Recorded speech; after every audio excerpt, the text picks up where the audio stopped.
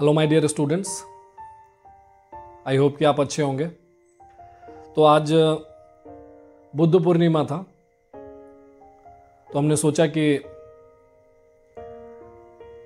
आप लोगों के बीच बुद्ध की एक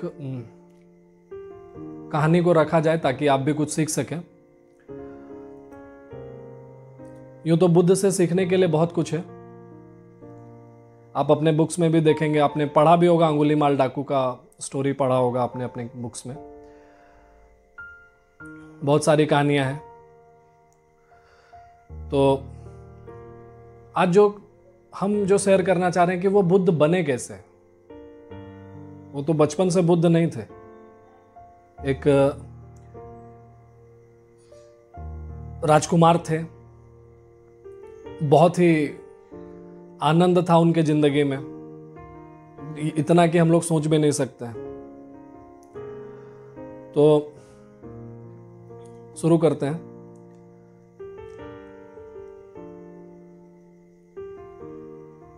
उनका जो जन्म हुआ तो उनके जो फादर थे, उनके जो पिताजी थे, जो महाराज थे,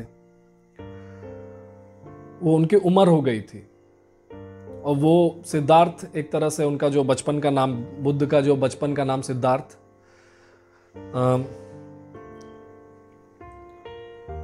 तो पहला बच्चा उनका वही था।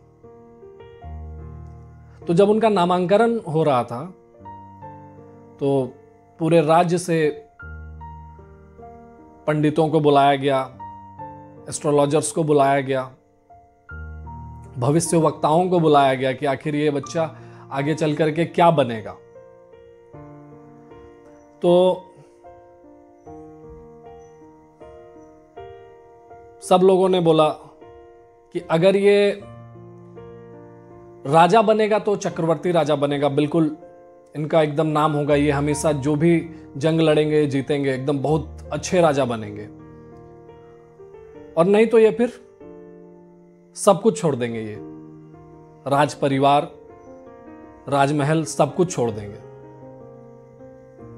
तो उसी ज्योतिषियों में एक जो है 12 साल का ज्योतिष था, उनका नाम अभी दिमाग से स्लिप हो गया है। तो उनसे भी पूछा गया कि आपकी क्या राय है, ये बड़ा होके क्या बनेगा। मेरा जो बेटा सिद्धार्थ है, उनके पिताजी ने पूछा कि मेरा जो बेटा सिद्धार्थ है वो बड़ा होके क्या बनेगा। तो उन्होंने बोला, महाराज मैं आपको पूरे भरोसे के साथ कह सकता हूं कि ये बैरागी सन्यासी बनेंगे। महाराज को तो ठेस लगी, मगर फिर उन्होंने बोला कि इसमें इसकी क्या गलती है, ये तो ग्रह देख के बता रहा है, या जो है ये सारा एस्ट्रोलॉजी देख के बता रहा है, हाथ देख के बता रहा है। तो फिर उनसे पूछा इसका क्या उपाय है। बोले इनके आसपास भ्रम फैला दीजिए। कैसा भ्रम? तो इनको पता ही नहीं चलना चाहिए कि दुख होता क्या है, गर्मी क्या होता है, ठंड क्या होता है, गरीबी क्या होता है, बुढ़ापा क्या होता है।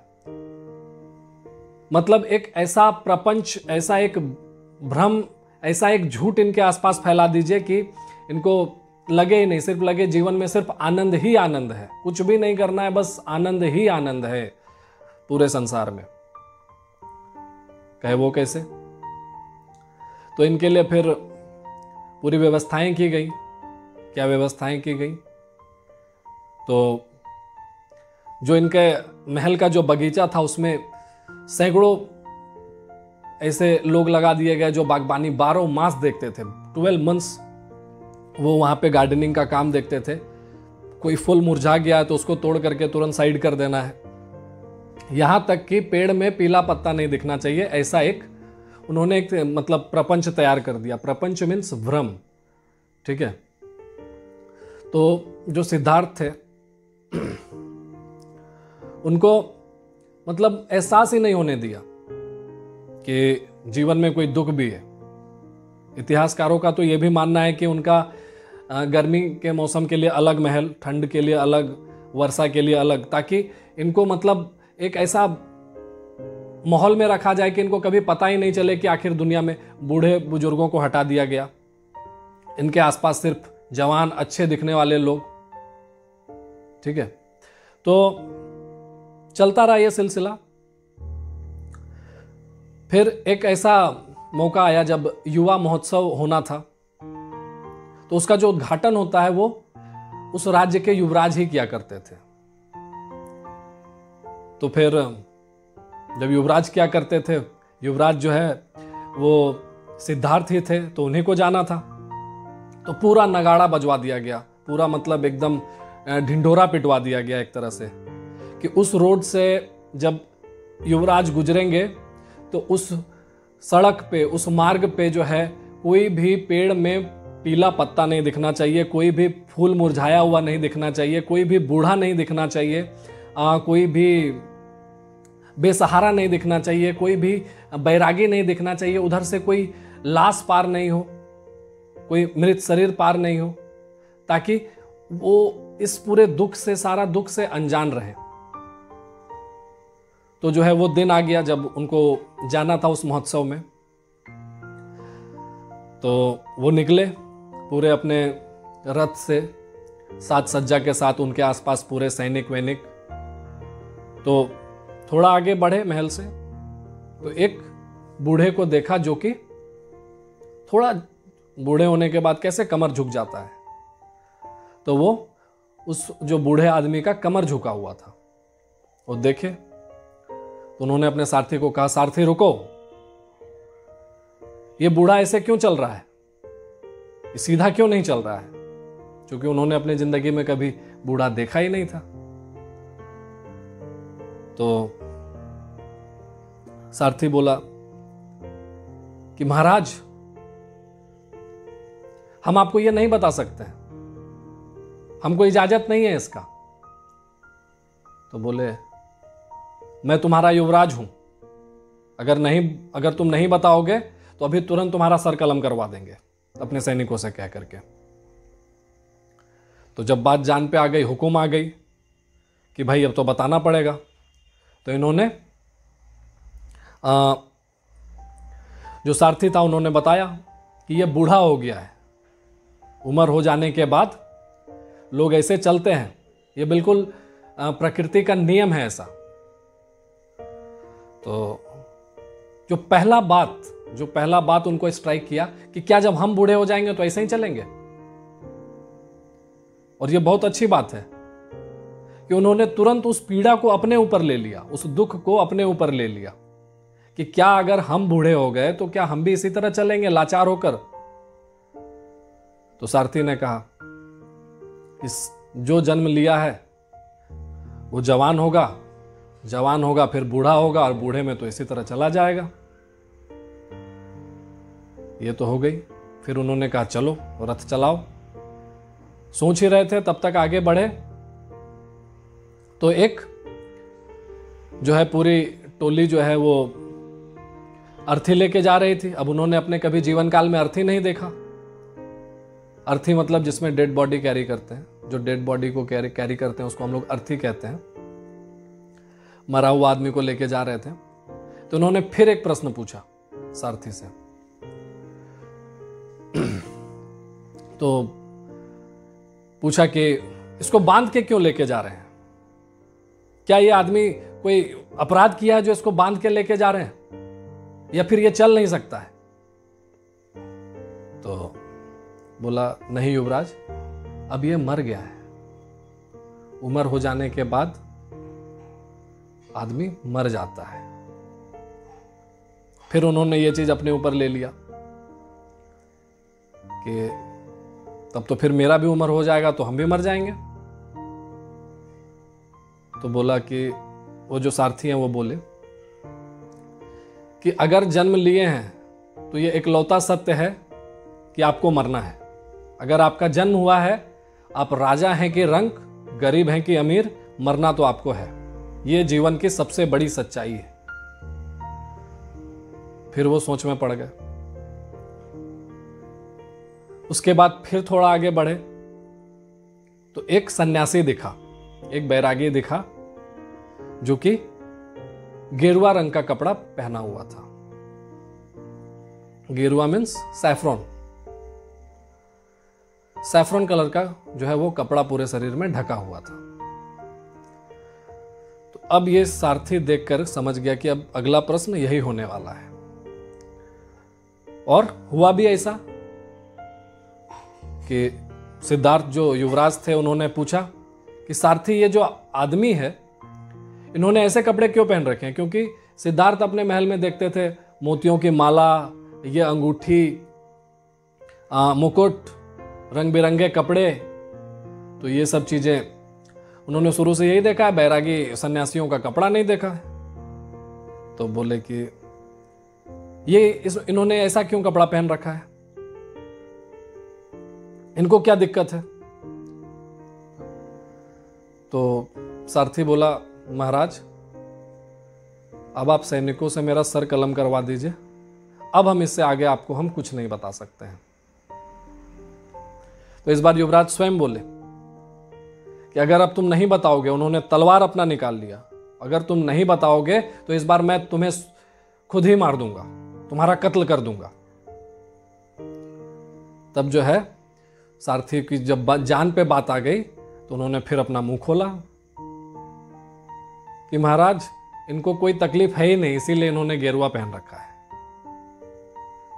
तकलीफ नहीं है मतलब? युवराज पूछे कि तकलीफ नहीं है तो क्या मतलब? तो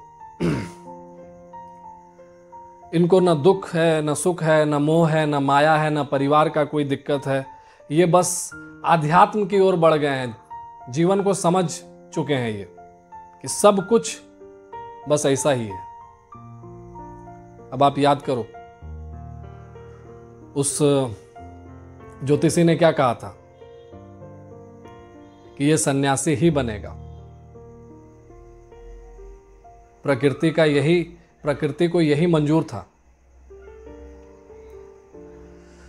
उन्होंने वो देखा, उसके दिमाग में ये चलने लगा, और ये एक क्षण था जब उनको लगा कि जब उसको कोई मोह माया ही नहीं है, जब वो जीवन को समझ ही चुका है तो कितना खुश होगा वो।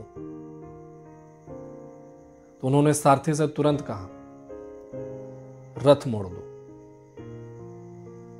और कहा जाता है कि उन्होंने उसी रात घर छोड़ दिया था। तो एक वो जो एक क्षण कह लीजिए कि उस समय वो क्या सोच रहे थे, वो उसी रात घर से चल दिए। उनकी शादी हो चुकी थी, उनका एक छोटा सा बच्चा भी था, और वो चले आए, वन को चल दिए। ये सब महल, नौकर चाकर, ये सारा सुख वो त्याग कर जीवन का सही सुख को ढूंढने के लिए चले गए। तो 12 साल बाद वो लौटे। 12 साल बाद उनकी पत्नी बहुत गुस्साई, यशोधरा नाम था उनका, कि तुम्हें एक बार ख्याल नहीं आया, तुम अपने छोटे से बच्चे को छोड़कर चले गए, तुमने अपने पत्नी को छोड़ दिया। तो फिर जो है